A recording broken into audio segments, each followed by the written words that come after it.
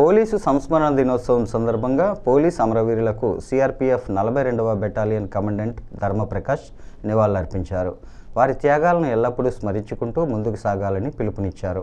మంగళవారం అక్టోబర్ 21 నాడు పోలీస్ సంస్మరణ దినోత్సవం సందర్భంగా సిఆర్పీఎఫ్ 42వ బెటాలియన్ హెడ్ క్వార్టర్స్లో ప్రతి సంవత్సరంలాగే ఈ సంవత్సరం కూడా విధి నిర్వహణలో ప్రాణాలు అర్పించిన పోలీస్ అమరవీరులకు commandant Dharmaprakash, second in command Deepa, deputy కమాండెంట్లు దీపక్ కుమార్, డాక్టర్ నితిన్ పుష్పగుచ్చాలు ఉంచి నివాళులర్పించారు. ఈ సందర్భంగా కమాండెంట్ మాట్లాడుతూ 1959 అక్టోబర్ 21న లడఖ్లోని హాట్ స్ప్రింగ్స్లో చైనా దళాల మెరుపుదాడికి గురైన ధైర్యవంతులైన జవాన్ల త్యాగాలను పోలీసు సంస్మరణ దినోత్సవంగా గుర్తు చేస్తుందన్నారు. అమరవీరులు పోలీసు దళాల ధైర్యం, అంకిత భావానికి నిదర్శనంగా నిలుస్తున్నారు. అమరవీరులైన పోలీస్ అధికారులు, సిబ్బంది పేర్లను చదివి వినిపించిన తర్వాత పోలీస్ బ్యాండ్ ముందుకు సాగింది.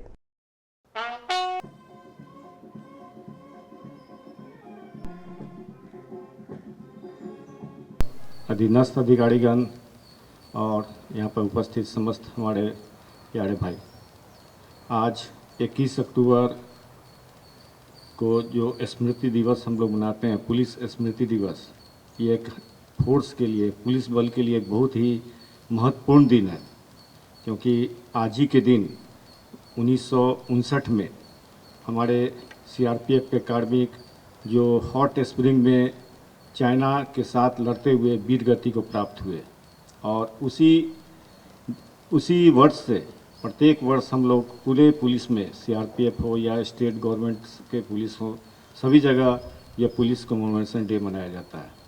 मैं इस समय यहाँ पर उपस्थित इसलिए हुआ हूँ कि ये दिवस मनाकर उन शहीदों को याद करें जिन्होंने अपने देश की सेवा के लिए, देश की रक्षा के लिए एक महत्वपूर्ण अपना बलिदान दिया है।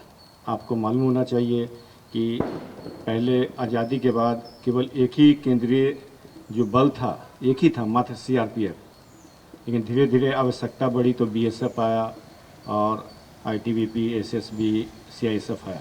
लेकिन 1959 में सरहद की जो सुरक्षा थी वो भी सीआरपीएफ के द्वारा की जाती थी, और उसी में चाइना के बॉर्डर पर भी हमारे वीर साथी थे।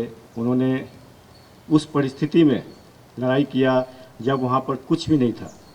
मुझे याद है कि मैं भी हॉट स्प्रिंग 2001 में गया था। 2001 में जब गया तो यह अनुभव हुआ कि 1959 में हमारे कार्मिक वहाँ किस प्रकार से ड्यूटी करते होंगे। न वहाँ पर हवा है, न पानी है, न पेड़ है, न पक्षी है, न जानवर है।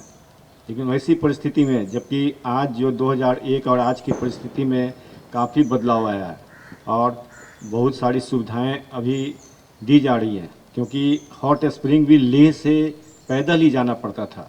लगभग 2 दिन 3 दिन का सफ़र होता था, और 10 कदम चलने के बाद भी सांस फूलना शुरू होता है, क्योंकि वहाँ पर ऑक्सीजन नहीं है और पानी भी नहीं है, बर्फ़ का पानी है।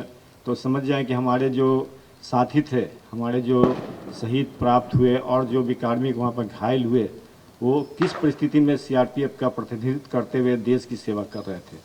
हम आज उनके बलिदान को सर्वोच्च मानते हैं कि आज उन्हीं के बल पर हम सीआरपीएफ पुलिस के जितने भी हैं आज यहाँ पर हैं, कि इस गौरव के साथ खड़े हैं कि उन्होंने जो बलिदान दिया, एक अहम भूमिका देश की सेवा के लिए निभाया, वो हम लोग के लिए बहुत महत्वपूर्ण है।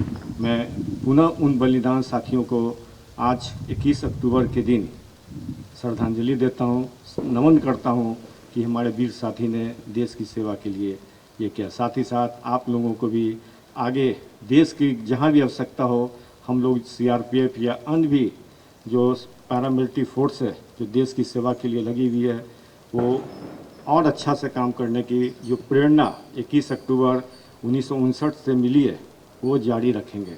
और इस अवसर पर पुनः उन साथियों को जिन्होंने बलिदान दिया, बहुत बहुत श्रद्धांजलि। धन्यवाद।